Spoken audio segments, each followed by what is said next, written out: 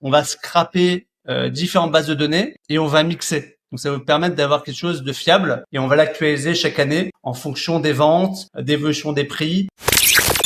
Et on suppliait d'ailleurs le vendeur de l'acquérir. S'il te plaît, je suis solvable, vends-le-moi. Alors que maintenant, le même bien qui était à 10 000, on le négocie à 7 000. Et si on veut faire de la rentabilité, la colocation, c'est top. On peut être dans des villes de taille moyenne et faire de la rentabilité. Or, de la colocation, on en fait beaucoup à...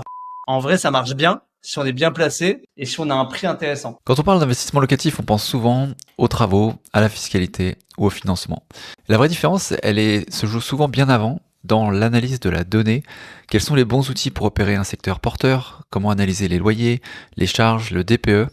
Pour se faire une idée de la marge, de la rentabilité, avant même d'avoir fait la première visite, maîtriser son risque et augmenter sa renta. C'est le sujet de la conversation que je te propose aujourd'hui avec notre invité du jour, Lior Pardo, qui est cofondateur d'investirdanslancien.fr, une plateforme d'investissement clé en main qui accompagne des investisseurs partout en France. Et avec plus de 10 000 pros de l'immobilier en partenaire, il manipule chaque jour les données qui défont la rentabilité d'un projet avant de les proposer à ses clients. Dans la conversation, on va parler de comment trouver et valider les bons secteurs d'investissement, comment fiabiliser un budget travaux et comprendre son DPE, comment estimer un loyer réaliste et éviter la vacance locative, évidemment, et même comment utiliser les données macro comme l'emploi, la démographie, l'urbanisme, pour comment ça influence les prix également.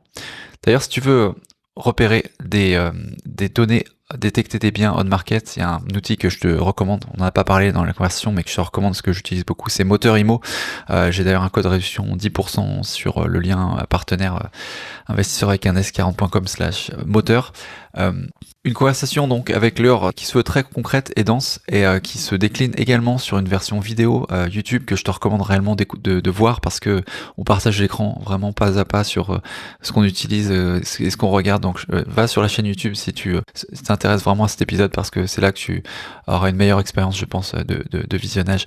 Si tu apprécies cet épisode, n'hésite pas à laisser un avis 5 étoiles sur Apple Podcasts ou Spotify, ça nous aide à toujours faire croître l'audience du podcast. Sur ce, je te laisse entre les mains de Lior et de moi-même pour une conversation sur la donnée. À bientôt, bonne écoute.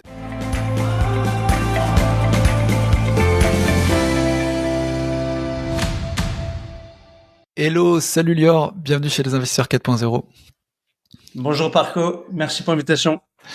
Ben de rien, et puis très content de pouvoir te recevoir pour parler d'un thème qui me tient à cœur, un peu les données dans l'immobilier, un peu l'idée que je te proposais de faire un épisode sur en vrai en fait de derrière les on va dire de derrière la cuisine, on va dire de l'investisseur quand tu dois aller chercher des données pour investir, pour se projeter sur l'investissement locatif notamment, comment il fait. Donc c'est et toi tu es sur le terrain vraiment là-dessus tout le temps. Donc je pensais que ça peut être cool justement qu'on discute ensemble sur ce sujet-là quoi. Est-ce que pour les gens qui connaissent pas, tu peux te présenter peut-être brièvement? Ouais, bien sûr. Donc moi je m'appelle Lior Pardo, j'ai la société, je suis cofondateur de la société investirdanslancien.fr depuis 7 ans. On propose une plateforme d'investissement locatif clé en main pour les particuliers qui souhaitent investir dans l'immobilier et on investit partout en France. Ok, ça marche. Et du coup, quand toi tu parles de données, peut-être pour arriver tout de suite sur le thème, quand tu vois la donnée, comment tu touches la donnée toi du doigt au quotidien dans ton boulot quoi? Alors la donnée, nous on travaille avec 10 000 professionnels de l'immobilier partout en France, donc on a accès à pas mal de flux en termes d'actifs immobiliers, aussi bien de l'habitation, d'immeubles de rapport, de commerce, un peu partout en France, et tout type de volume. Donc ça peut être des petits biens à 100 000 euros comme des biens à 2-3 millions. Donc on a accès à pas mal de données, et après évidemment on va analyser les marchés, les comparer et s'adapter en fonction des évolutions au cas de loyer, changement de régimes fiscaux et évidemment en fonction des années le marché évolue et aussi les investissements changent. Ça marche. Toi tu fais beaucoup de quand tu expliquais un peu ce que tu fais avec Investir dans l'ancien, en gros c'est du projet vraiment clé en main. Enfin vous avez vraiment ça votre principal produit. Vous étudiez que du locatif, vous faites pas de marchand, vous faites pas de promotion, choses comme ça quoi. Non, nous c'est vraiment que de l'achat sur du long terme. Nos clients, quand ils viennent nous voir, c'est pour soit se constituer un patrimoine immobilier, vraiment from scratch, donc ils démarrent. D'autres qui ont déjà plus d'expérience, ou bien même des professionnels qui viennent nous voir et qui veulent sourcer des biens via de nouveaux canaux, parce que c'est assez large l'immobilier et la France est assez vaste. Donc finalement, il y a plein de réseaux. Et nous, c'est de l'achat sur du long terme, donc c'est souvent via de la dette. Après, il y a quelques clients qui viennent pour acheter cash, mais c'est surtout pour faire l'effet de levier sur du long terme. Ok, ça marche. Peut-être qu'on peut justement voir les données, comment tu regardes les données, sur quel site, etc., en fonction peut-être des étapes de ce que tu réalises. Et du coup, ce que réalisent les investisseurs locatifs, même quand ils eux-mêmes se positionnent et veulent eux-mêmes acheter des biens, on va dire en mode actif, c'est quoi première étape? Tu penses, voilà, j'imagine que c'est un peu l'analyse secteur quand même, de savoir où est-ce que tu veux investir. Qu'est-ce que tu regardes toi dans ces cas-là? Alors, quand il y a un client qui vient nous voir, déjà la base, ça va être la capacité d'emprunt. Donc savoir s'il est solvable, qu'est-ce qu'il peut acheter et où il veut acheter. Après, ça va être les objectifs d'investissement. Donc généralement, c'est entre 15 et 25 ans. Après, ça va dépendre si il veut transmettre le bien ou s'il veut le garder pour finalement avoir du cash flow et avoir un projet futur type retraite ou bien changer de job ou bien même devenir rentier. Et ensuite, ça va être le type d'actif qu'il veut acheter.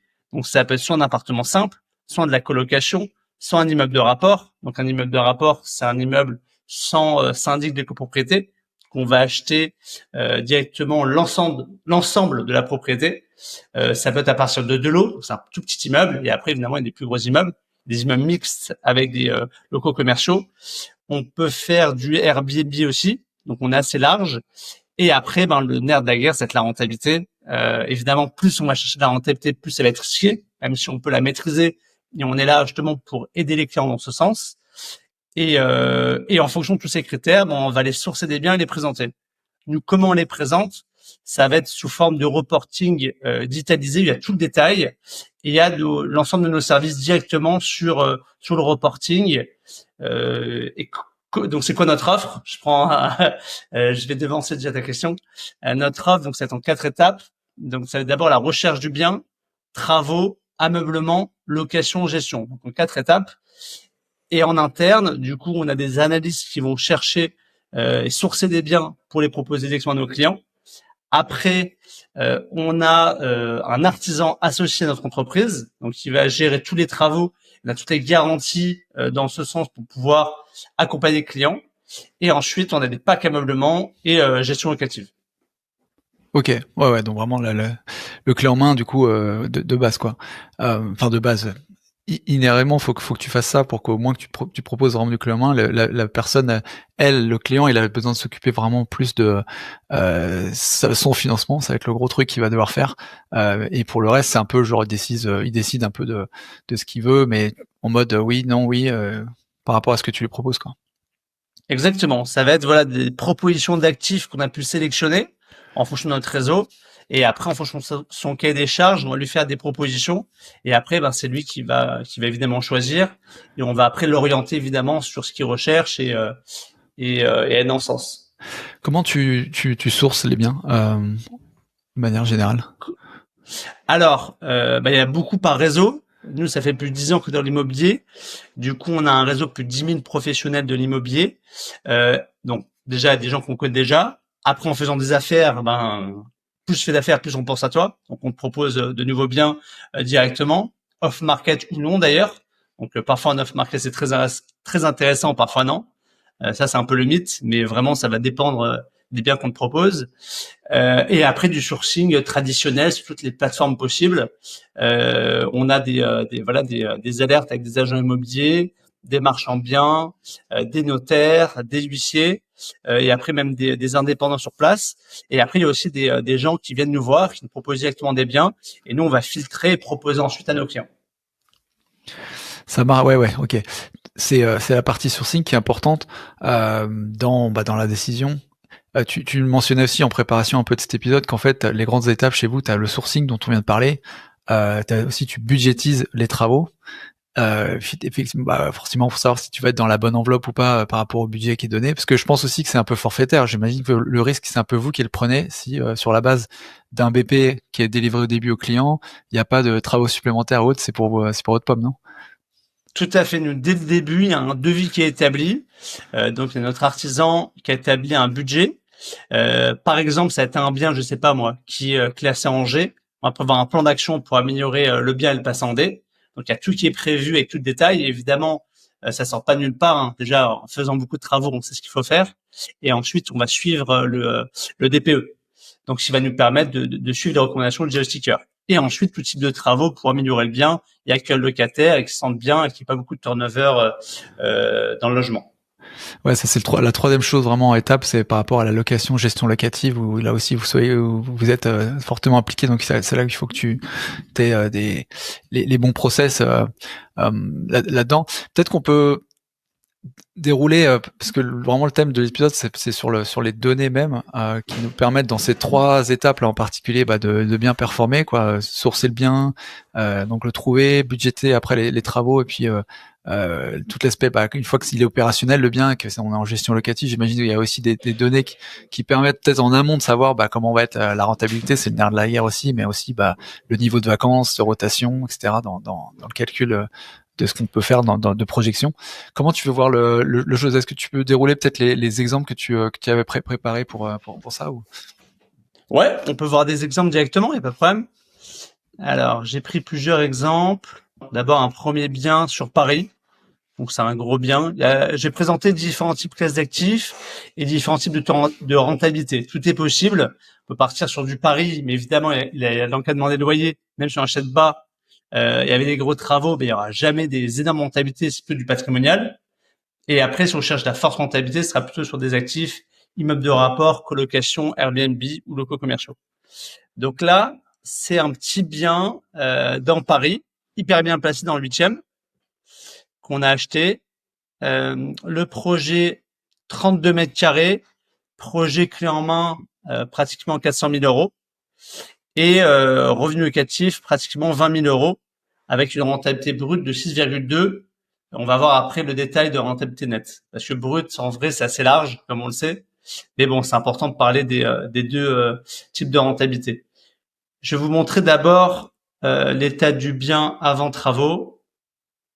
Donc, c'était comme ça. Donc, bon, assez vieux.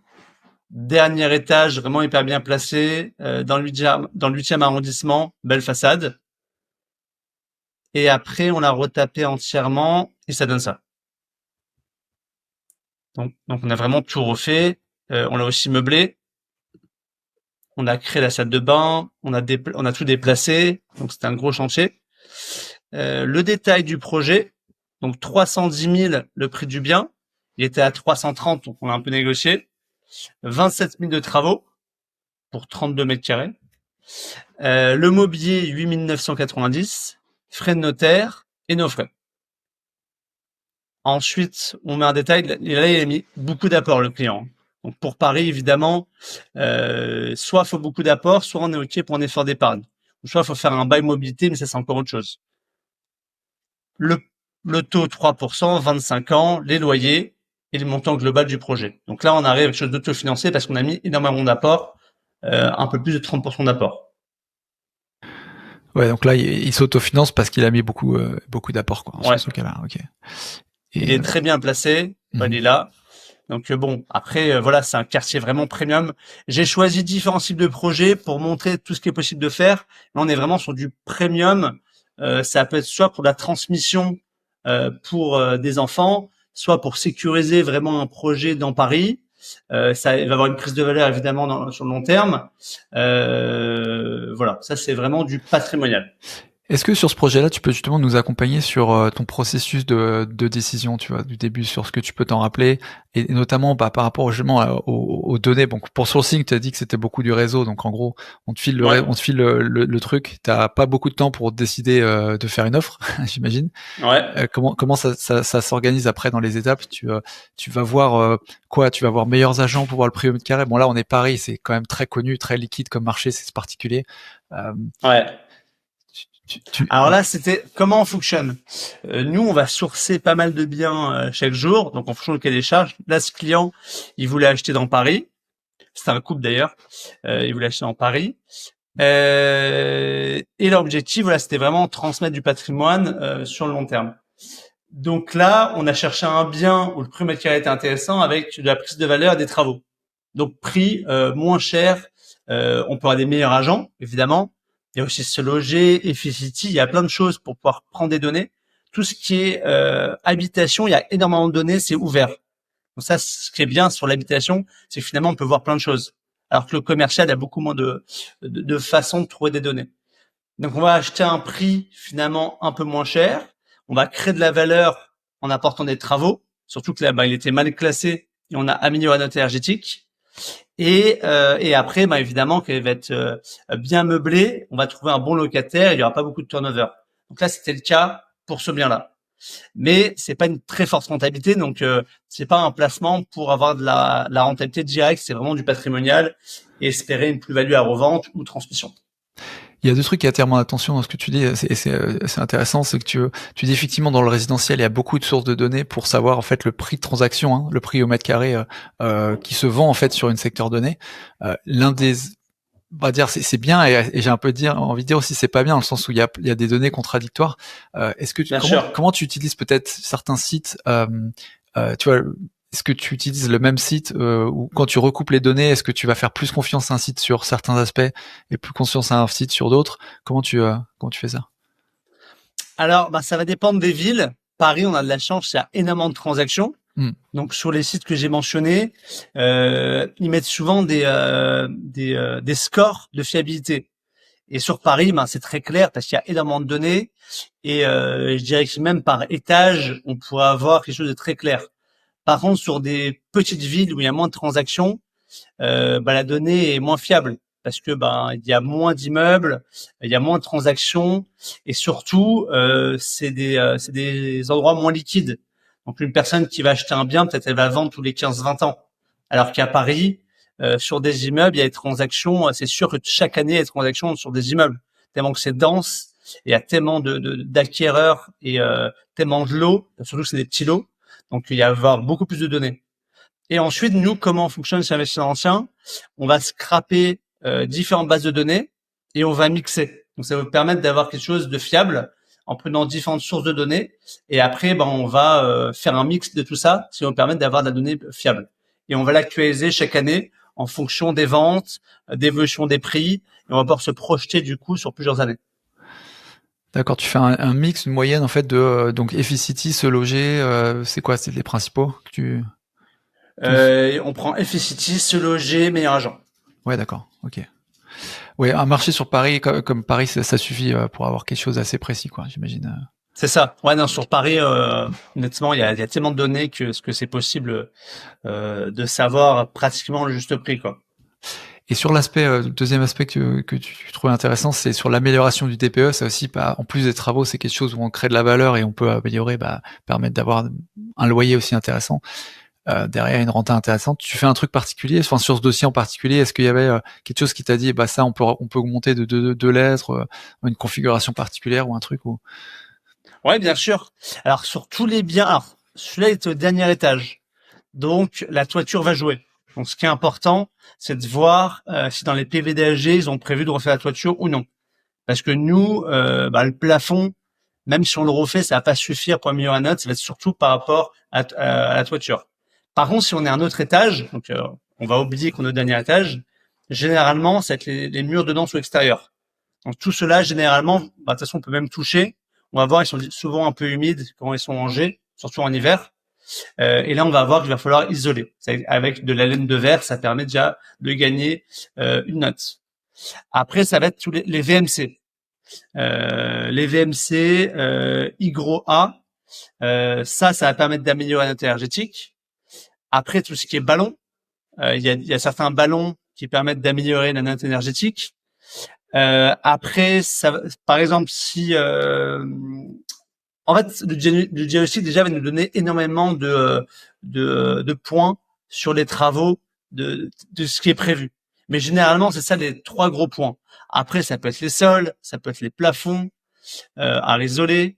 Donc tout va dépendre du bien. Et évidemment, parfois on achète des biens où les murs de notre extérieur, ça peut être finalement tout l'appartement. Alors parfois il y a un côté. Donc faut faire aussi attention à ça quand on va acheter un bien, parce que l'isolation va être plus ou moins chère en fonction de la surface de l'appartement et des murs qui donnent sur l'extérieur. Ouais, parce que tu perds bien quoi, 1 centimètre, 2 centimètres sur chaque côté en intérieur ici, en Ouais, espace. exactement. Ouais. Ok. Là, tu utilises pas de site en particulier, tu le fais en fonction de votre expérience. Je sais qu'il y a des sites parce que quand tu as un DPE, il va te Non, dire c'est pas très précis d'ailleurs, je trouve leur je suis système. d'accord. Ouais. Ça va s'améliorer normalement en janvier. Il va y avoir un nouveau et d'ailleurs en notre faveur. Donc ça va permettre de gagner déjà un peu sur la note, mais ils vont apparemment refaire les critères et ça sera détaillé différemment. Mais c'est vrai que nous, on n'a plus vraiment besoin de passer par le logiciel. On a un artisan en interne. Donc lui il va sur place et il sait faire, quoi. Ok. Et après, je vais le montrer sur des projets qu'on envoie. Nous, on montre le détail prévu. Là, c'est un projet réalisé, donc il y a moins de détails parce que c'est déjà terminé. Mais sur les projets qu'on envoie aux clients, il y a le détail de ce qui est prévu. Ça marche. Et sur la troisième partie, un peu gestion locative, et du coup, loyer type que tu vas pouvoir percevoir sur ce type de biens, sur les biens que tu fais, sur tes projets, c'est quoi là pour le coup les sites que tu regardes en particulier ou les méthodes pour trouver le bon loyer Alors là, pareil en fait, les trois meilleurs agents FST se loger vont pouvoir déterminer un prix par mètre carré. Donc il y a du plus petit loyer au plus gros loyer. Ça va dépendre de l'étage, ça va dépendre de l'exposition, ça va dépendre de l'état du logement. Après, chez l'encadrement de loyer, j'ai envie de dire que là, on n'a plus trop le choix. Ça, c'est un site qui va déterminer le prix. Donc, même si on peut un peu augmenter, mais c'est vraiment à la marge. C'est vraiment à la marge. Et après, ça dépend si c'est du meublé ou non. C'est du meublé, on va pouvoir un peu plus, avoir un meilleur loyer. Et après, c'est une colocation. Il va falloir comparer sur les sites et voir le prix des colocs dans la zone.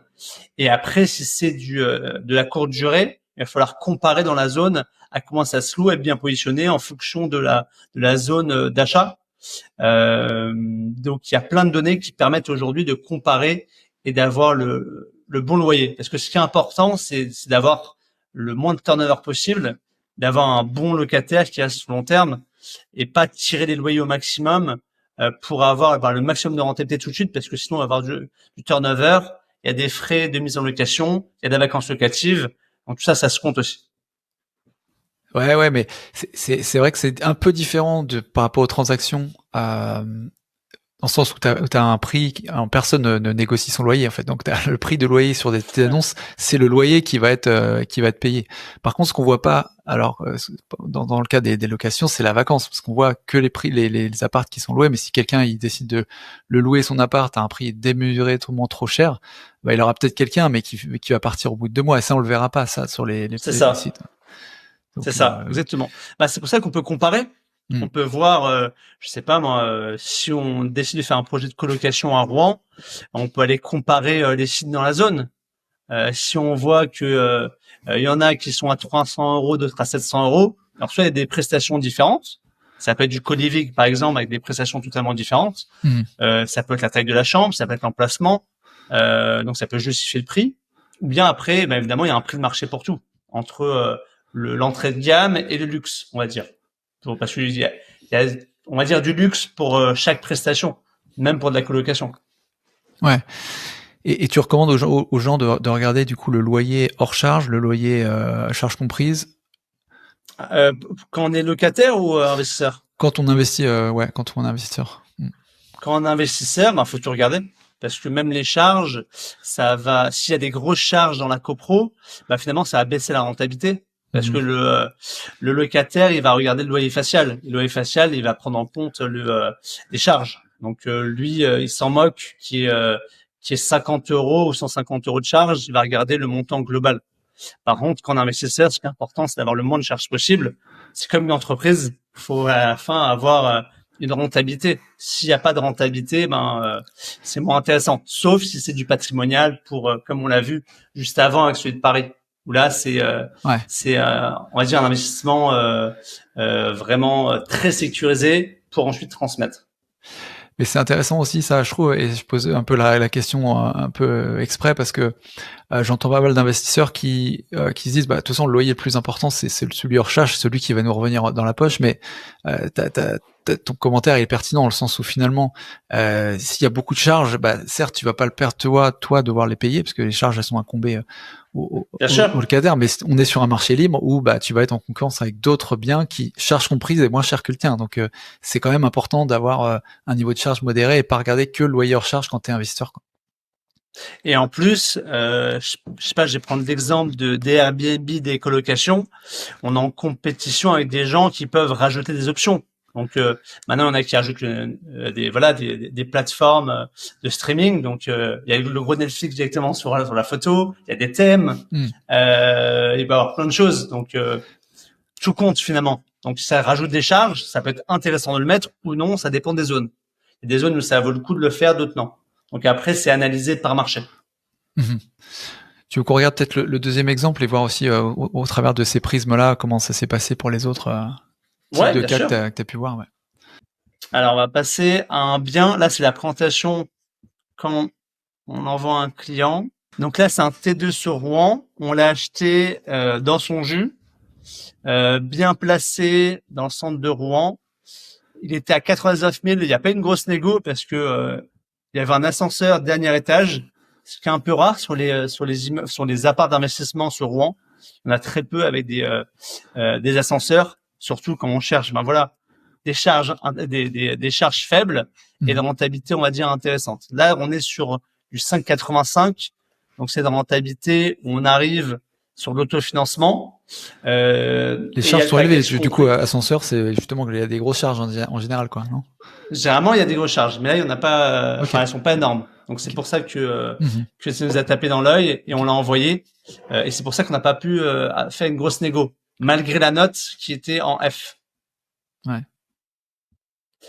Le bien, il était à 9 990, 25 000 de travaux, nos frais 9 990, frais de notaire à 8 700, ça fait un projet à 150 000. Donc c'est vraiment un petit projet.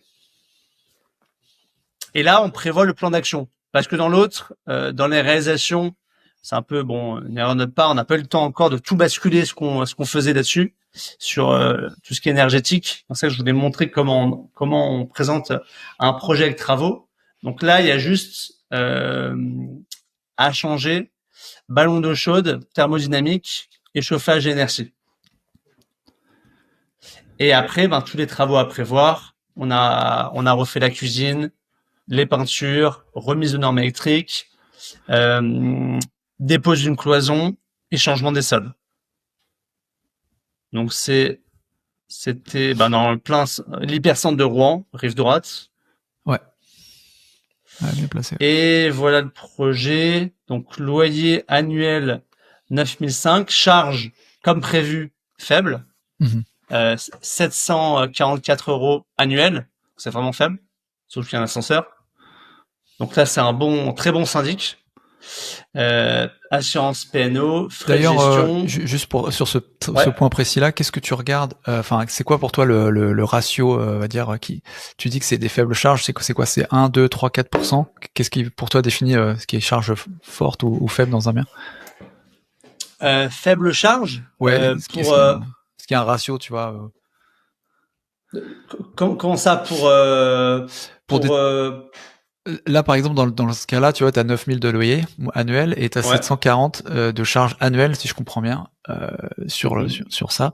Donc, ça fait moins de 1% des loyers. Est-ce que c'est est-ce que c'est 1% on va dire la barrière, tu vois, le montant sur lequel tu peux dire ça, c'est des charges faibles, tu vois? Est-ce que 5% c'est modéré? Est-ce que c'est plutôt 10%, tu vois?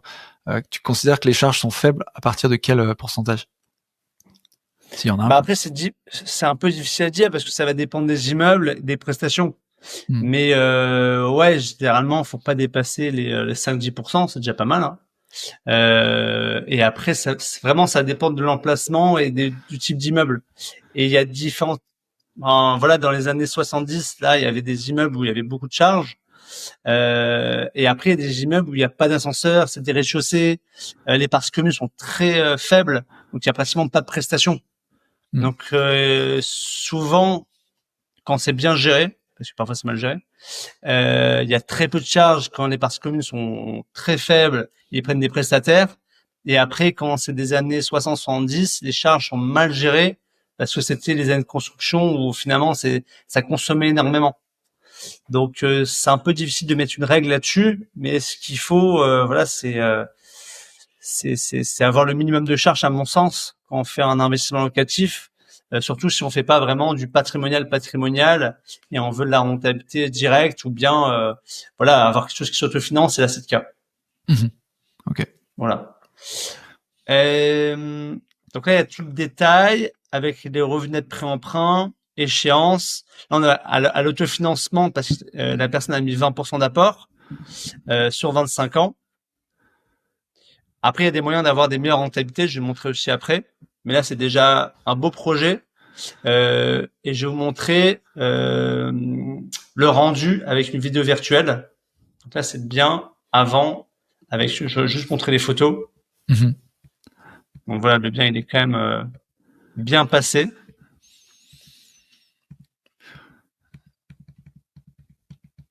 Ouais, c'est clair. Avec une petite vidéo, bon, on va regarder rapidement. Hop.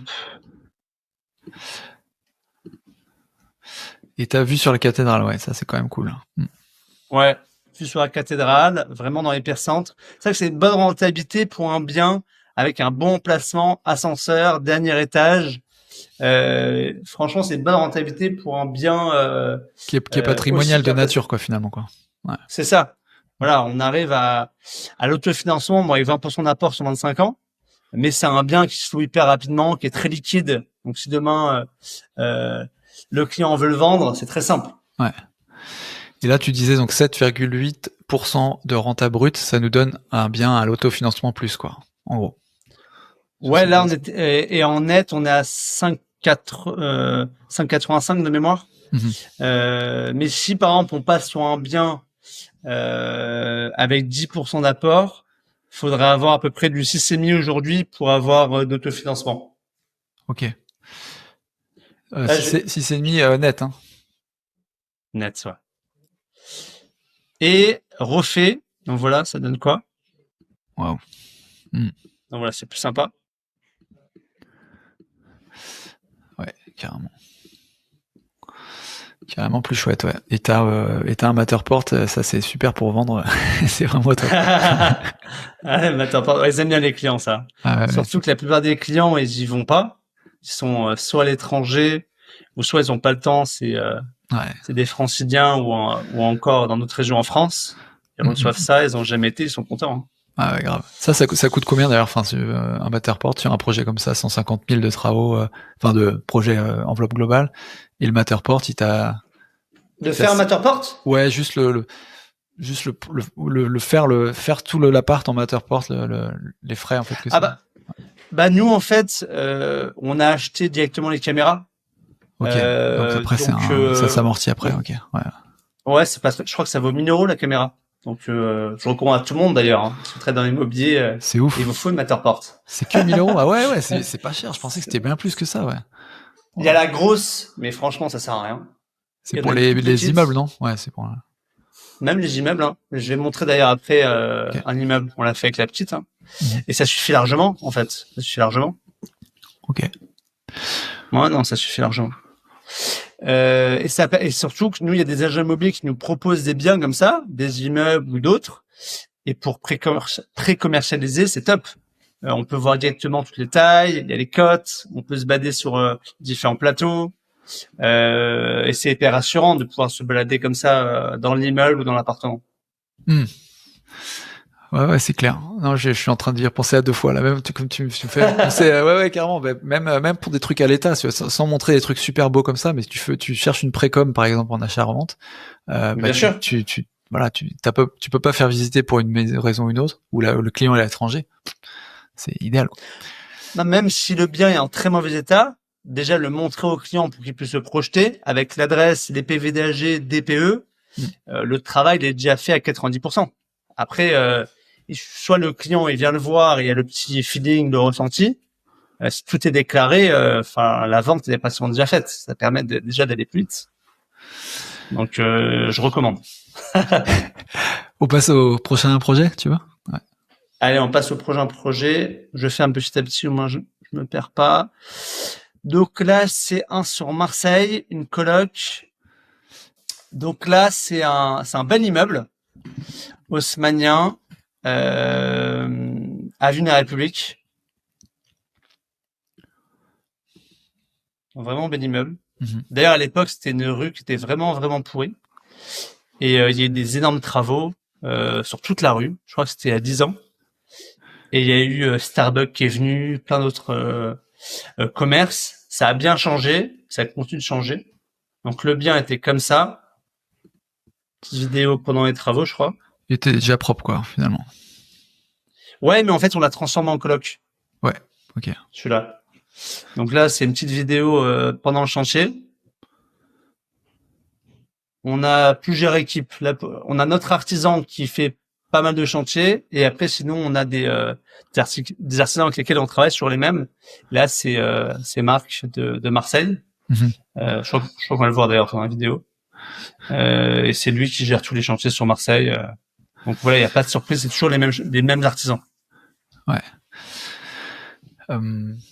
Là, c'est pareil sur Sing. Comment tu l'as trouvé ce bien? Comment? Alors, je sais pas, parce que c'est pas moi qui source, mais ça doit être avec nos agents immobiliers sur Marseille. Pour le coup, Marseille, on fait pas le transac. Et en plus, j'ai vécu 10 ans, donc on a un beau réseau là-bas.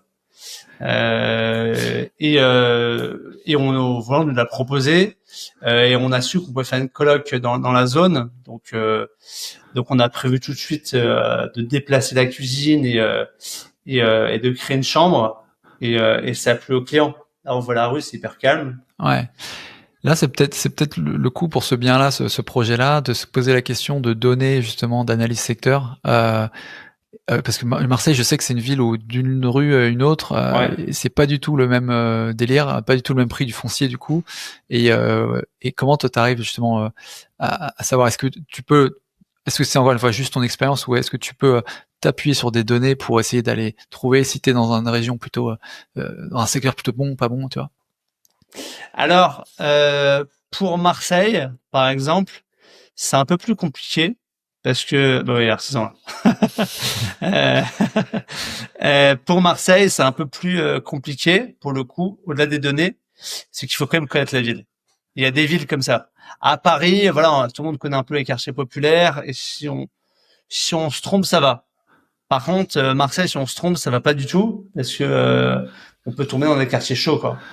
Donc, tu recommandes quoi, du coup, d'appeler tous les agents du coin? Y a rien enfin, ça va pas te faire que sur Internet, j'imagine, ce truc. Ouais. Si on n'est pas accompagné, faut appeler. Alors déjà, faut faire une pré-analyse avant d'y aller. Appeler les agents immobiliers, les mettre en contradiction, parce que il y a plusieurs réalités. Et en fonction des retours des clients, on va pouvoir se rendre compte de la réalité du terrain. Et après, aller sur place, prévoir plusieurs visites. Y a le feeling, c'est hyper important qu'on ne connaît pas. Et après, voilà, vraiment voir différents quartiers, se balader, parler aux gens et demander aux agents immobiliers, et après élargir pour se rendre compte du quartier, parce que je sais que Marseille, c'est compliqué, une rue à l'autre, ça change, quoi. Le centre-ville, par exemple, à Marseille, c'est vraiment, il y a tout. Donc, faut faire attention. Pour celui-là, par exemple, on est dans le 2e. Mais on est donc il y a des bonnes rues comme des mauvaises rues, mais on est sur l'artère principale avenue de la République. Et pour les colocs, ça marche bien parce que c'est assez bien placé. Et là, pour ce projet, on a une renta à 7,3, donc net, moi je parle. Projet du bien 180 000, mobilier 13 190, 27 000 de travaux. Il y a nos frais 15 469, frais de notaire 14 000, et un projet à 250 000, clairement. 7% de renta nette, donc tu fais un peu de cash flow finalement, si tu mets 20. Il y a un peu de cash flow. On a plus 300 avec 15% d'apport, 25 ans, 20 000 euros de loyer annuel, charge 2000. Donc, il y a plus de charges.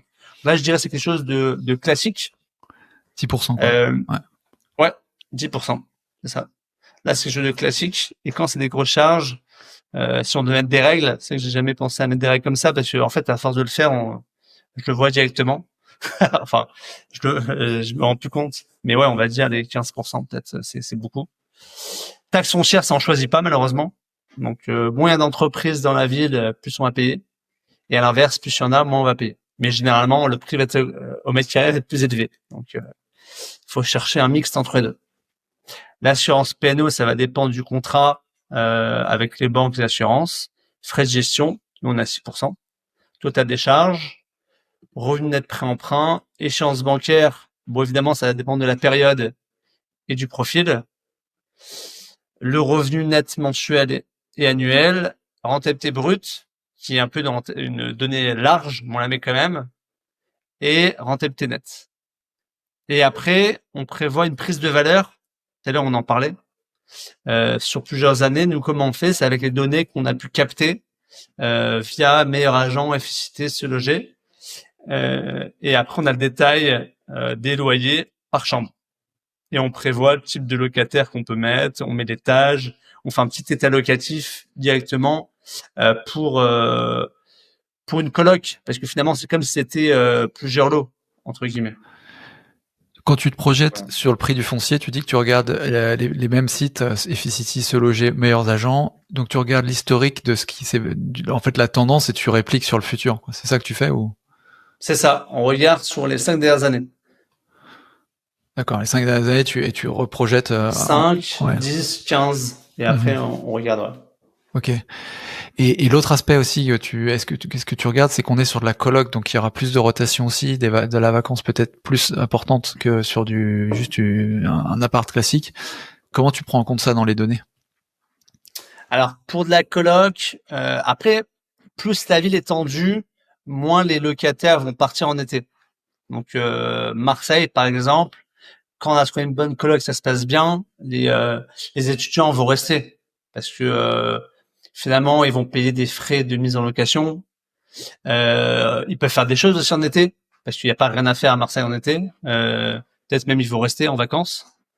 Alors que je sais pas moi, quand on est dans une plus petite ville et il y a moins de tension, bon on va être plus tendance à aller chercher un autre loyer ou à partir.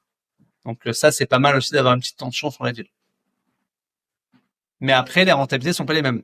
Donc c'est toujours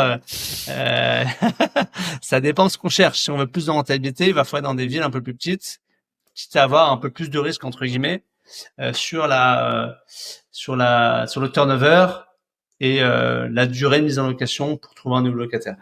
Sur ce projet de coloc Marseille 2e, 3 chambres. Donc c'est assez important, je pense, dans la rétention. Mais là, du coup, tu tournes à 12 mois sur les 3 chambres. Alors dès qu'on l'a loué, tous les 2-3 ans, il va y avoir du turnover à peu près. Non, c'est pas beaucoup parce que c'est tendu. L'appartement il est refait à neuf, donc voilà, un étudiant c'est normal, il va demander à ses potes combien il paye. Et si jamais c'est un bon deal et il est content, il va rester. Par contre, s'il paye très cher, en mai, juin après les partiels, il va partir. Ce qui est normal. Et je crois que tu avais 2 autres cas à nous soumettre qui sont aussi très différents. Ouais. De la courte durée sur Cannes. Peut-être on va regarder les photos avant. AZTO. Non, ça c'est après. Voilà, là c'est joli. Effectivement. On est dans l'appartement papy, mamie, quoi. Ok. Voilà, exactement. Donc la première photo et la troisième photo c'était avant. Au milieu c'est pour les travaux. Voilà, donc on voit un peu l'ambiance. C'est assez vieux. Après, c'est dans ces plans-là où on fait, où il y a de la création de valeur. Hein. Donc, faut pas hésiter à faire des gros travaux. Là, t'as reconfiguré l'appart ou t'as juste refait à neuf le truc? Reconfiguré. Ok. On a on a recréé les espaces. Donc là, voilà le résultat. On a recréé les espaces. On a réduit la taille de la chambre. on a augmenté la taille du salon. Surtout que c'est une petite surface. La surface, c'est combien? C'est 28 mètres carrés. Donc 28 mètres carrés, il faut optimiser. Donc là, voilà, on peut voir sur la troisième photo à droite là, que la chambre elle est assez petite, mais c'est optimisé et c'est pour de la courte durée, donc c'est pas grave. C'est un petit bien, donc les gens ils vont rester entre 2 et 4 nuits. Ce qui est important pour eux, c'est d'être bien placé, de se sentir bien. Voilà, le bien il est refait à neuf, donc ils se sentent bien les locataires. En LCD, est-ce que tu vas regarder tu vois, des choses différentes que tu regardais sur des appartements notamment, ou en coloc, ou les appartements que tu avais à Paris ou à Rouen? Alors là, on va regarder le prix de la nuit, donc la nuitée, c'est important. La compétition, donc là, on va regarder quels sont les autres acteurs dans la zone. Donc, faut regarder à 5-10 minutes à pied sur une carte ce qui se fait. Faut regarder le moins cher et le plus cher pour voir où on se positionne. Et après, il y a des périodes, il y a des saisons.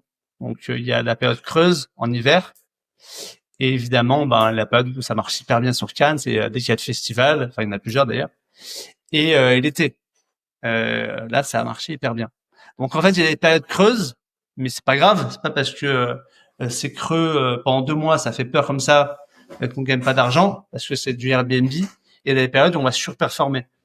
Donc, la période où on va surperformer, ça va permettre de compenser le reste de l'année.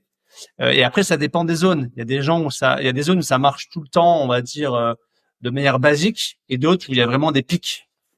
Donc, la courte durée, c'est un autre business. C'est important de bien choisir sa conciergerie parce que c'est de la com. Si les photos sont mal faites, c'est fait par un téléphone moyen.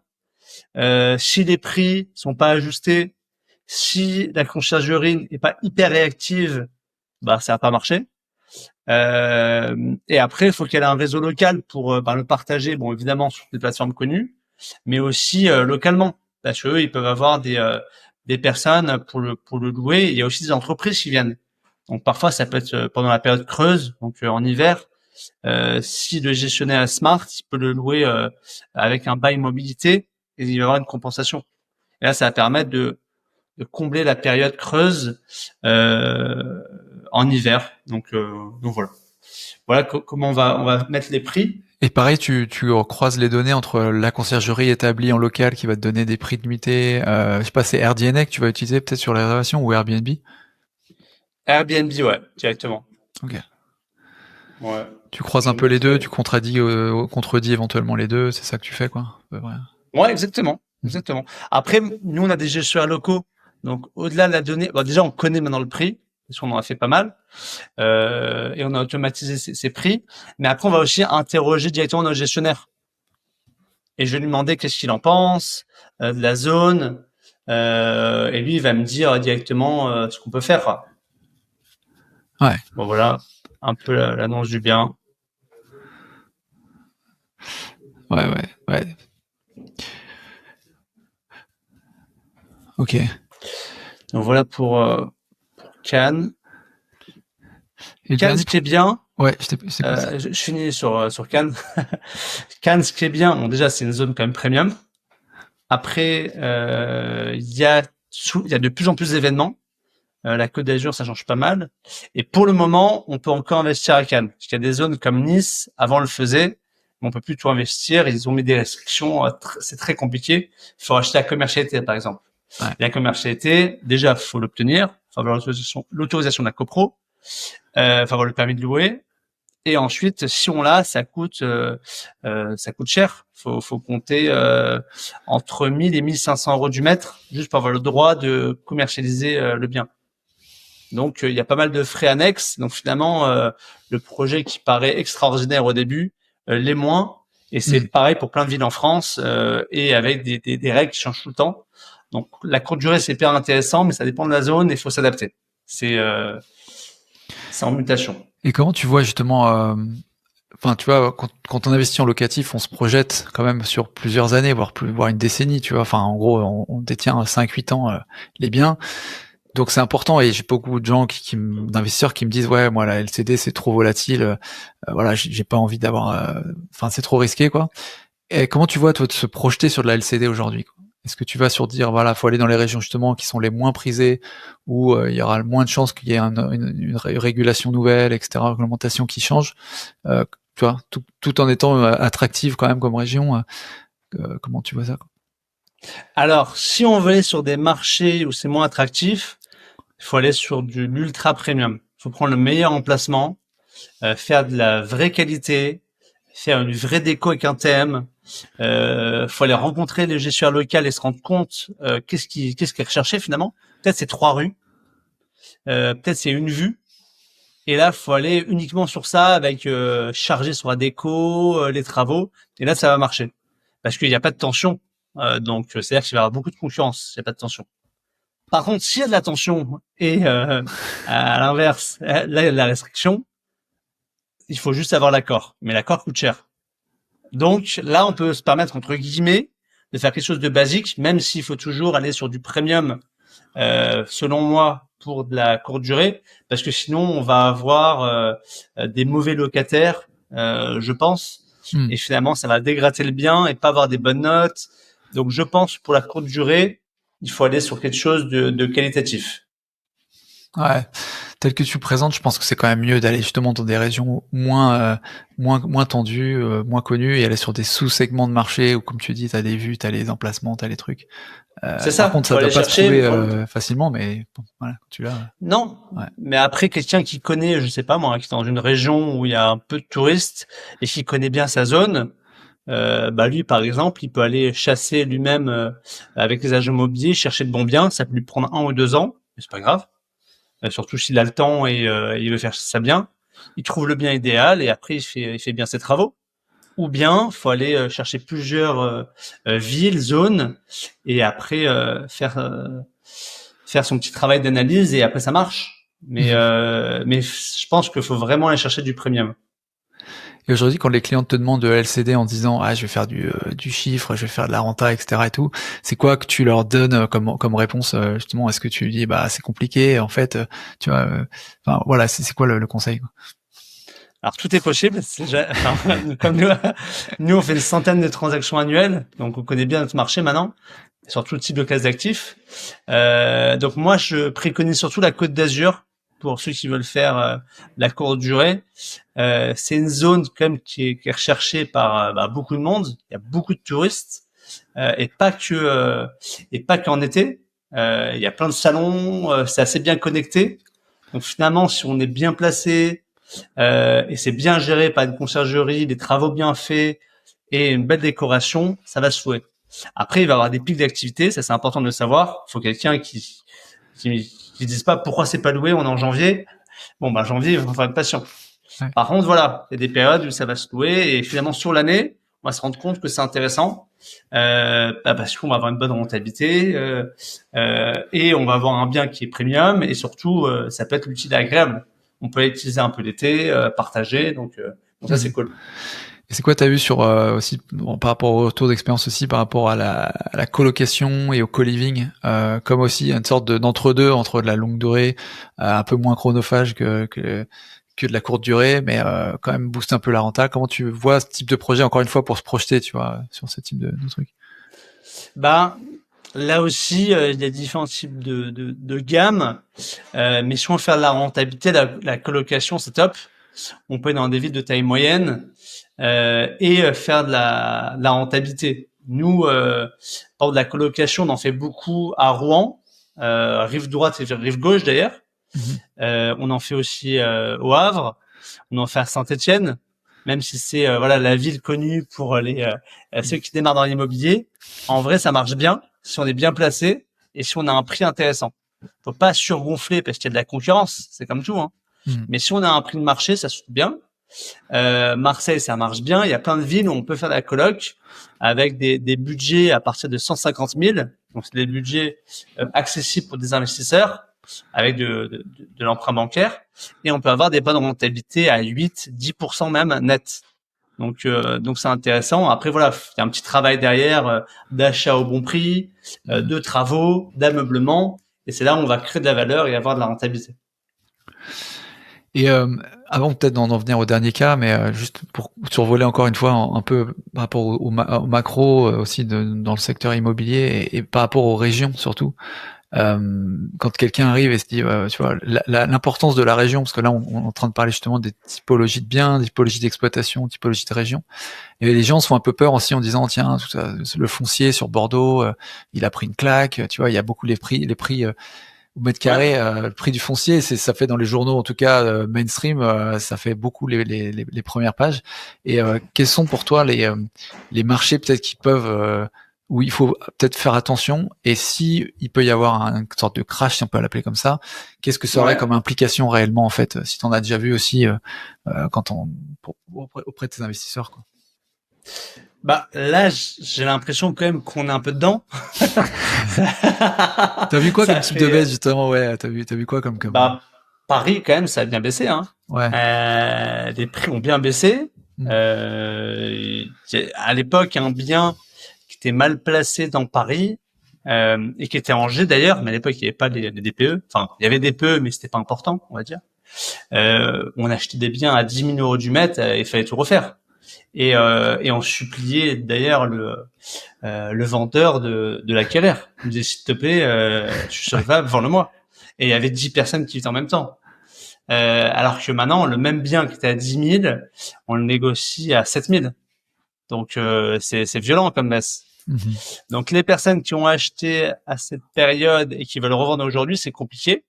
Par contre, ceux qui ont acheté cette période avec un taux à 1%, et qu'ils gardent aujourd'hui, qui exploitent sur 20-25 ans, ils seront gagnants. Donc l'immobilier, c'est du marchand de biens, comme tu fais, et là, faut acheter pas cher et revendre, ou soit, même si on a acheté cher, c'est pas grave, ça va être de l'amortissement sur le long terme, et de toute façon, il va avoir les loyers en face qui vont payer une partie, ou même voir l'autofinancing, même avec du cash flow. Et après, si on a acheté 1%, on est gagnant quand même si on a acheté cher, on achète de la dette pas chère. Donc il y a toujours une histoire de taux, de timing, d'état, locataire, de zone, et tout ça, ce mix fait qu'on va faire un deal dans l'immobilier avec une rentabilité et une durée longue. Mais ce que je recommande aux gens qui achètent, c'est se projeter minimum sur 10 ans, surtout si c'est sur un prêt immobilier avec des effets de levier hors marchand de biens.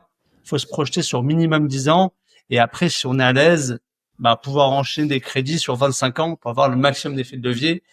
Et finalement, on est toujours gagnant quand on fait ça. Même des personnes qui ont acheté du neuf avec du Pinel, où c'était moyen, pour être honnête, ils ont eu au moins l'effet de levier.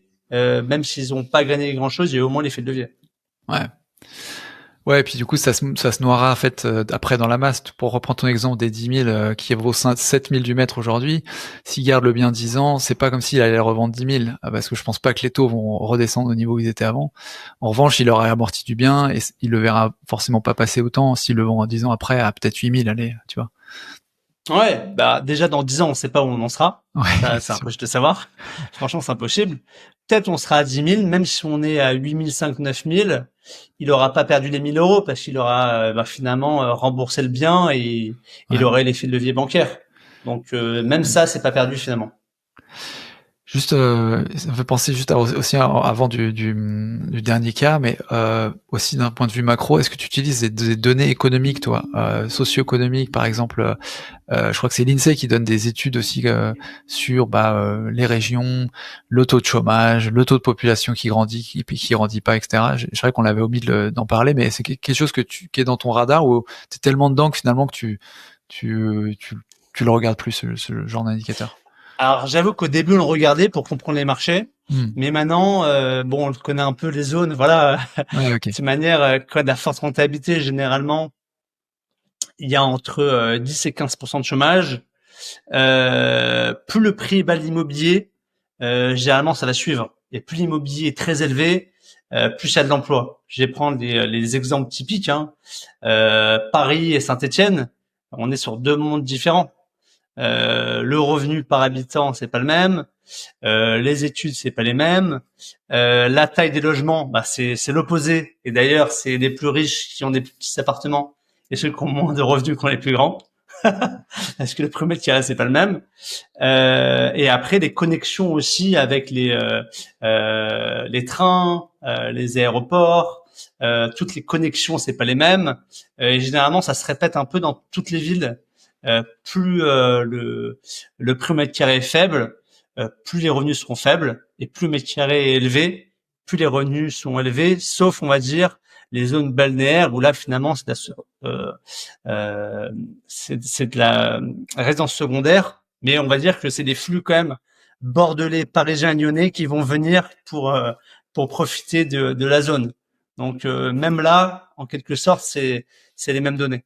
Ouais. Mais il y a évidemment ceux qui connaissent pas, il y a plein de données sur Internet pour se rendre compte, mais il faut se fier surtout au prix au mètre carré d'un immobilier parce que finalement, c'est de l'exploitation fait par les personnes qui y vivent. Et moins les gens ont d'argent, plus vont être locataires généralement. En France, en tout cas, il y a des pays où c'est un peu différent. Et après, plus les gens vont avoir des revenus, plus ils vont devenir propriétaires et faire des investissements. Et après, on va dire qu'il y a des zones d'investissement. Et là, c'est intéressant pour les investisseurs. Tu dis en fait qu'il n'y a pas d'anomalie de marché, même temporaire, sur des secteurs, que le prix foncier réplique automatiquement en fait sur l'habitation, sur l'habitation, déjà c'est très bien, je trouve qu'en France, quand on voyage, on se rend compte que finalement en France c'est incroyable parce qu'on faut mettre 10% d'apport, donc c'est pas grand chose. On a des rentabilités avec de l'autofinancement, ce qui est incroyable, et on peut acheter sur 25 ans à taux fixe. C'est incroyable. À l'étranger, il faut mettre 30% généralement. Les taux sont variables et on n'arrive toujours pas à l'autofinancement avec 30%. Donc déjà, l'anomalie de marché, je trouve qu'elle est pas mal en France sur ça. Après, sur l'habitation, c'est un marché qui est ouvert à tout le monde. Donc finalement, si on a 200 000 euros, c'est une belle somme, mais on n'est pas les seuls. Donc il va y avoir du monde. Par contre, si on a 2-3 millions et on cherche des gros immeubles avec des gros travaux, du commercial, d'hôtellerie, là on est sur notre gamme et en plus des professionnels dans ce secteur, ils ont des plus gros budgets. Donc là, il y a une vraie anomalie. Mais après, déjà, anomalie, moi je trouve, c'est de chercher des biens avec de la passoire. Il faut faire des travaux, ça écarte des gens. Des biens atypiques, ça écarte des gens. Et là, déjà, il y a moins de monde. Et après, il y a des crises comme maintenant où il y a des vraies opportunités parce qu'il y a des gens qui ont peur. Ça écarte encore des gens et on peut mieux négocier et avoir de la rentabilité. Donc, on va dire qu'il y a des marchés et après, il y a des moments pour acheter, même si les taux ils varient. Et finalement, quand les bonnes conditions et le bon bien, c'est toujours intéressant. On passe au dernier exemple du coup, dernier cas. Allez, dernier exemple. Donc là, c'est un bien qu'on a actuellement en travaux. Je voulais un peu diversifier le type de bien. Donc c'est dans le nord de la France. C'est un cabinet médical qu'on transforme. 230 mètres carrés. 8 logements à Cré. Donc là, on est passé par un marchand de biens qui nous a présenté l'immeuble. Il a posé le PC, il a tout fait. Pour le coup, il avait bien bossé. On avait un beau pavé à planter aux clients. Il était à 264 000 et on a réussi à l'avoir à 190. Donc une belle négo. Le DPE est mauvais. Faut créer des lots. D'ailleurs, il est pas en D, hein. Il est en G. Je sais pas pourquoi il a écrit ça. Travaux 280 000. Donc c'est des gros travaux. Faut tout créer. Donc les arrivées d'eau, les évacuations, l'électricité, créer différents lots, condamner des portes, refaire la toiture, c'est des gros travaux. Il y a le détail là des 8 logements. C'est nous qui avons créé finalement la taille des logements, les surfaces, parce qu'il faut tout créer. On espère être en C après les travaux. On sera au minimum en D. C'est ce qui est garanti avec notre artisan. Là, il y a tout le détail des travaux, mais en fait, c'est tout à faire. Hein. Donc, on pourrait passer, on pourrait passer des heures là-dessus. Il y a une forte rentabilité. Pourquoi? Parce qu'il y a une vraie création de valeur, cette transformation d'un cabinet médical en habitation. Tout sera neuf. Alors là, sur la carte, on sait pas où c'est, mais c'est pas loin de Lille. Donc c'est vraiment dans le nord. Dans le nord, on en fait beaucoup. Toutes ces villes, on les connaît hyper bien. On a fait plein d'immeubles de rapport et des petits immeubles à partir de 250 000. On peut avoir entre 2 et 4 lots. C'est assez intéressant. Donc pour celui-là, c'est un projet à 518 000, tout compris. On va gérer les travaux entièrement. Là, on a lancé le chantier. Je vais montrer une vidéo virtuelle après. C'est une vidéo avant de lancer le chantier. Et là, il y a les loyers. Donc 49 000 annuels. Les charges, elles sont faibles parce que c'est nous qui faisons nos propres charges. Parce que ça va être l'eau finalement. Ça va être que l'eau. Ouais, exactement. La taxe foncière 2008, comme on l'a dit tout à l'heure, on est dans une zone où il y a très peu d'entreprises. Donc ça coûte cher. Donc c'est cher. Les frais de gestion, total des charges, 7003. Revenu net pré-emprunt, revenu locatif mensuel 1005, donc ça paye, avec 15% d'apport.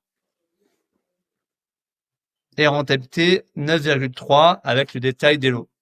Donc là, c'est entre 25 et 35 mètres carrés. On va faire que des T2.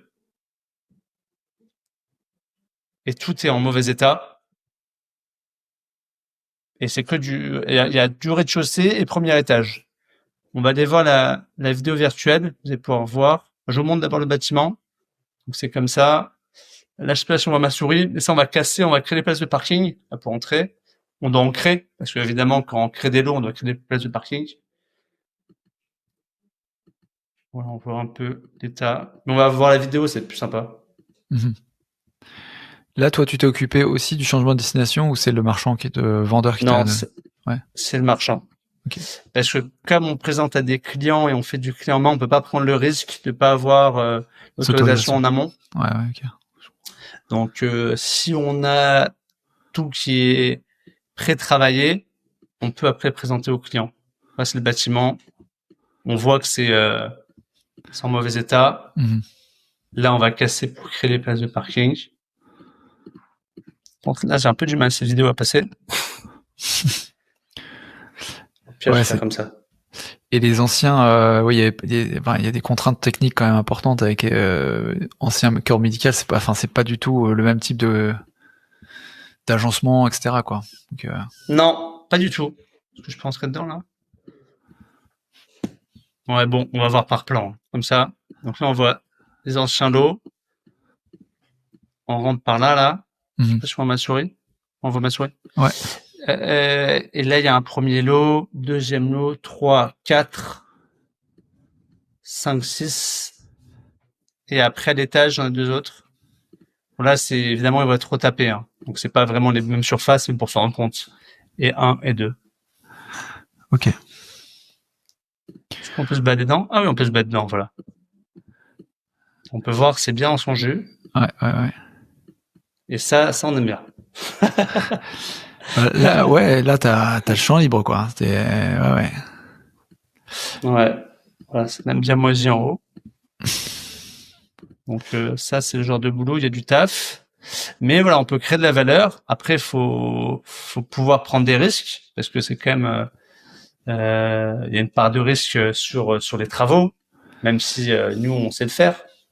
Ça, c'est la société qui l'apprend, hein. Le client, lui, il l'apprend pas, du coup, hein, pour le coup. Non, c'est nous, parce que on a les garanties, etc. Ouais. Mais je veux dire, le client, faut qu'il soit à l'aise pour faire des gros travaux. Parce que moi, j'ai des clients parfois, ils me disent non, moi, je vais faire des petits travaux. Entre guillemets, je veux pas de problème. Parce que c'est pour des gens qui ont jamais fait de projet et des travaux, ça peut être entre guillemets une charge mentale. Ouais. Et ça. Même si encore une fois tu le fais toi-même, mais ça peut quand même être. Il y a aussi la contrainte du financement, quoi. Les banques aiment moins quand t'as plus de travaux que de foncier. Exactement. Là, ça a été compliqué d'ailleurs pour le financement parce que c'était le même prix que le bien. Donc ils ont pas trop aimé les banques. Il fallait les rassurer, il fallait mettre des garanties. Donc c'est pas facile à financer. Généralement les banques, elles aiment pas dépasser 30-40% du montant du bien en travaux. Donc soit on a des garanties en face, soit on en a moins et même on n'a pas envie. Il faut aller sur des biens plus classiques et voilà faire du 20-30% et être à l'aise. Au moins les banques les financent et on est tranquille. Mais là, en l'état, du coup, il a mis 15% le client on était sur un coût de revient à 500 000, je crois, donc on est à quoi, 60 000 d'apport. 518 et lui Ouais. il a mis 15% ouais, du montant global du projet. Ouais, donc on est dans les 70 000. Et il sort du coup 13 000 euros, c'est ça, 14 000 euros par mois, par an de cash flow, ce qui est relatif à son 70 000, c'est énorme, quoi. Enfin, on est Ouais, 17 000 annuels. Ouais, c'est normal. c'est Ouais, ça c'est qu'il faut normal. voir aussi, c'est qu'on a plus de risques parce que réalisation, mais dans ce cas-là, bah, moi je préfère passer par une société clé en main qui prend le risque plutôt que moi d'ailleurs, sur ce genre de projet en tout cas. Après, il y a à moi d'aller chercher à la banque et convaincre et raconter la bonne histoire pour me faire financer. Mais pour le coup, ouais, t'as un capital qui est qui est bien mieux alloué sur ce genre de truc. Surtout si tu fais de la longue durée derrière, c'est-à-dire immeuble, mais t'as des lots après qui sont des gens qui restent longtemps, la longue durée, etc. Donc moi, ce type de projet, je trouve ça plutôt attirant, attractif, quoi. Ouais, bah moi, enfin honnêtement, ce qui marche le mieux en ce moment pour nos clients, ce qu'ils aiment le plus, bah, évidemment, c'est avec un peu de rentabilité. Donc il y a plus de 7-8% net, ce qui est pas mal. Et surtout les colocations et les immeubles de rapport. Hmm. Donc colocation à partir de 150 000, il y a déjà pas mal de choses. Et les immeubles de rapport 200, 250, il y a déjà pas mal de choses. Et voilà, on peut aller chercher de la renta 8, voire même 10 net, ce qui est énorme. J'ai regardé un immeuble récemment où le vendeur, il a vendu, donc il vendait tout l'immeuble et puis il avait un copain ou je sais pas quoi, il a vendu un appart sur les 7 logements de l'immeuble à son pote, etc. Donc il demandait à l'agent de vendre le restant des 6 autres lots. Ça C'est dommage. oui, enfin ça j'imagine que c'est pas un projet qui est intéressant du coup. Peut-être tu t'arrives en copro direct. Bah, Comment tu fais dans ce cas-là, quoi? ça c'est dommage que finalement c'est la découpe. C'est Mm. plus un immeuble de rapport. Parfois les agents ils nous proposent, ils disent bah oui, je vous vends tout sauf le local commercial qui est gardé par le propriétaire. Je dis bah c'est plus un immeuble de rapport du coup. C'est limite on a une division, enfin je sais pas ce qu'on est, mais on partage quoi. Finalement si on a fait les travaux, on a demandé à l'autre. Il y a une quote-part, donc c'est plus la même chose. On n'est plus vraiment chez nous quoi. Mm. Donc ce qui est intéressant sur le immeuble de rapport, c'est qu'on maîtrise nos charges. C'est un risque entre guillemets parce que s'il y a des charges, c'est que pour l'investisseur. Par contre, on maîtrise nos charges. Donc les parties communes, si on dit en bon état, ben il y aura pas de frais à part l'entretien et on décide de la régularité en fonction de son timing, c'est à faire avec le gestionnaire. Et après, voilà, si la façade et la toiture sont en bon état, ben finalement il y a plus beaucoup de charges. Ça va être l'eau Mm. courante. Donc après, il faudra prévoir si jamais on veut vraiment être précautionné dans un capex sur le long terme. Mais sinon, il n'y a pas beaucoup de charges, quoi. Ouais, carrément. Super, bon, on a fait un bon petit tour là des types de projets que vous proposez, du coup du type de projet que l'investisseur peut avoir aussi à se mettre sous la dent, et du niveau de renta qu'il peut espérer et comment il peut naviguer aussi sur les données pour dérisquer au maximum et trouver la bonne renta en fonction de son profil aussi, quoi. Parce que comme tu disais au tout début, la première donnée finalement c'est celle du client, c'est la sienne, c'est en gros combien je peux mettre en budget, quelle est mon aversion au risque. Et quelle rentabilité je souhaite. C'est un peu ça en conclusion, tu dirais. Tu veux peut-être conclure Ouais, sur dernière chose. Ouais. Dernière chose pour conclure. Donc, je veux montrer un peu la marketplace, comment ça fonctionne pour chez des clients, des personnes intéressées. Donc là, on a tous nos biens. On a la carte avec tous nos biens disponibles. Là, actuellement, on a 177 biens. Bon, ça change tous les jours en fonction de ce qu'on source. On va mettre le type de bien. Donc voilà, on va dire immeuble de rapport et colocation. On va choisir le budget. Donc on va mettre, voilà, je sais pas, jusqu'à 300 000. Hop, bon, 292. Allez, hop. Et rentabilité nette ou brute. Moi, je conseille de mettre la nette parce que c'est ça à partir de 7 nets autofinancé. Donc là, on va avoir 58 biens. On peut voir sur la carte ou le type de bien disponible. Et là, voilà, on a tous les immeubles disponibles en fonction des zones, la rentabilité. Et après, on va pouvoir le présenter directement au client. Donc, je sais pas, mais on va prendre cet immeuble-là. Bon, on va prendre un avec un peu de rentabilité, on va faire plaisir. Plus de 8, voilà. Donc un petit immeuble à Rouen, donc c'est sud de Rouen. Projet clé en main 209 000 et rentabilité 9,3. Donc c'est un peu la même typologie que l'autre. Gros travaux pour l'enveloppe globale et il y a de la création de valeur parce que le bien est mal classé, il est en G. Faut le meubler entièrement et faut finalement repenser les espaces et améliorer le DPE. On va créer de la valeur directement. Donc là, il y a tout le détail de la rénovation. C'est un petit immeuble de 2 lots. Il y a un local commercial et une coloc en haut pour booster un peu la renta. Donc là, il y a un mixte. Ça, c'est intéressant. Et après, il y a tout le détail en bas sur ce qu'on va faire. Donc là, sur les 2 chambres, il y a 22 et 24 et le local commercial directement qu'on va pouvoir louer. Tout est vacant. Ok. Voilà, petit exemple sur ce qu'on peut faire. C'est cool. Tu pourras le mettre à dispo, ce lien, pour que les gens puissent y aller justement pour regarder, ou est-ce que c'est pour les clients? Bien sûr. Ouais. Alors, aujourd'hui, les personnes qui sont pas encore clients, ils vont pouvoir avoir un accès mais flouté. Mais s'ils deviennent clients, après ils auront accès à tous les biens. Bon c'est cool. Et merci beaucoup Lior pour ta participation. Les gens peuvent te joindre donc sur idla.fr, c'est ça le site? Investirdansl'ancien.fr. Ah oui, c'est vrai. J'avais fait l'erreur la première fois. Ouais. C'est pour l'adresse mail, c'est pour aller plus vite. Ça marche. Bon, c'est cool. À très bientôt alors. Merci beaucoup Paco. À bientôt. Bientôt, je t'enverrai des projets, je pense. Avec plaisir. On travaille avec tout le monde de toute façon. Ça marche. Merci Lior, à plus. Ciao. Salut. Bye. Si tu as aimé cet épisode, tu vas adorer, je pense, 2 autres épisodes que je peux te recommander dans la même veine. L'épisode atelier qu'on avait fait également sur YouTube avec Sylvain sur l'atelier 65 et puis la conversation 169 avec Sylvain également qui est intéressante dans ce cadre-là. Bonne découverte et bonne écoute.